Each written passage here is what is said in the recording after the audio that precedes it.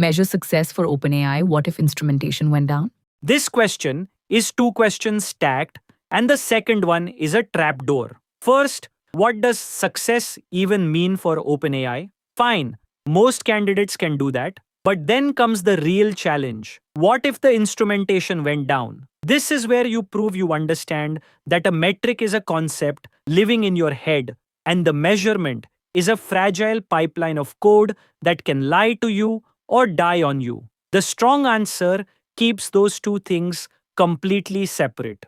When the telemetry goes dark, it has a backup path to see the product instead of going blind. Look, most product managers treat the dashboard number as the truth. It isn't.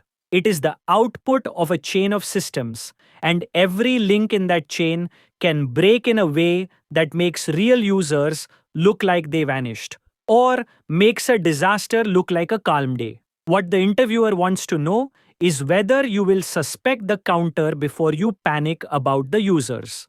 Get that instinct on tape, and you have shown the single most valuable reflex in execution work. Let me walk you through it. First, a quick scope, because success means different things by surface. Consumer ChatGPT is about retention and task success. The API and platform side is about revenue, tokens served, and developer retention. I'd state my read clearly. I'll answer for Consumer ChatGPT since that's the flagship, and I'll note the API metrics differ if they want that instead. Spend 45 seconds here, then move on. Don't spend the whole answer on scope, because the meaty half is the instrumentation part.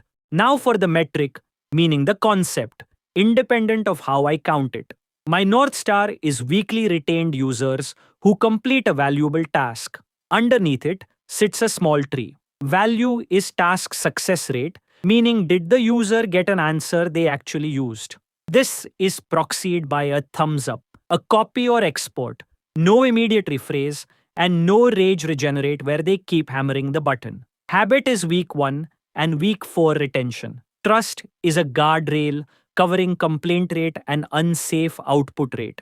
And growth is newly activated users. I'd say this explicitly. These are the things I care about, and they exist whether or not any pipeline is counting them right now. That sentence perfectly sets up the second half. Here is the pivot. Every one of those numbers is counted by an instrumentation pipeline. A client event fires, it gets batched, it ships to a collector, it lands in the warehouse, and it gets modeled into a dashboard. That is 5 hops, and every hop can break. So when task success moves on the dashboard, ask which one moved, the concept or the counter.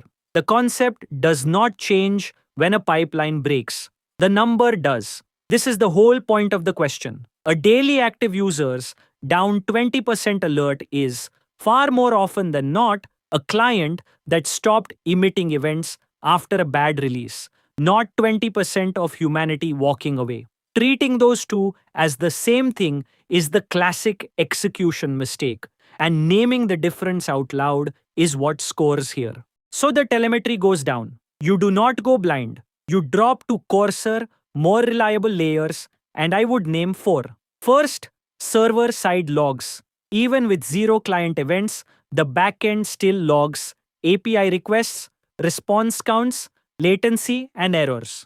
Request volume is a live proxy for active usage, and the 500 error rate covers your safety and reliability guardrail. Second, infrastructure and billing signals. Token throughput, GPU utilization, and metered billing counts are computed on a totally separate path from product analytics, so they rarely die at the same time as your event pipeline. Third, sampling. Stand up a lightweight sampled logger on 1% of sessions, or just read the load balancer access logs to reconstruct the shape of traffic while the main pipeline is being fixed. Fourth, external sanity checks. App Store rank, your own status page traffic, support ticket volume, and chatter on social.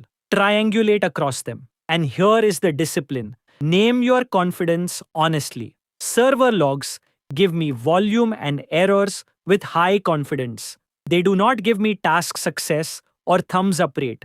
So I would flag out loud that the quality metrics are stale until telemetry returns rather than pretend the dashboard is fine. Saying what you cannot measure is just as important as saying what you can. Once telemetry is back, close it out. Backfill the missing window. Compare your sampled or server side estimate against the true count so you know how good your fallback was. And restate any number you reported during the outage because you owe people the correction. Then harden the system. Add an alert on event volume dropped as its own signal. So the next time a measurement breaks, it pages you as a measurement break, not as a fake user exodus that sends the whole company into a fire drill.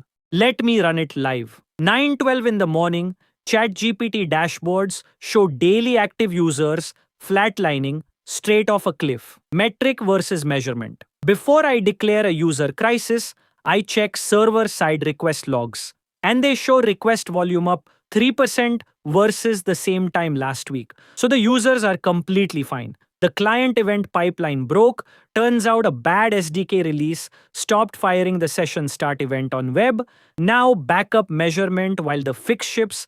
I use server request volume as my stand-in for active users with high confidence, token throughput from billing for load, and the 500 error rate for the safety guardrail. Task success and thumbs up I flag as unavailable, not zero, until events resume. Root cause found, hotfix shipped, events backfilled by 2 in the afternoon, and I restate the daily active users number for the gap. Then I add a monitor, page the on-call if session start volume falls more than 15% in an hour, and label it a telemetry alert so nobody mistakes it for churn. That is the full loop, and it is calm the whole way through because I never assumed the drop was real.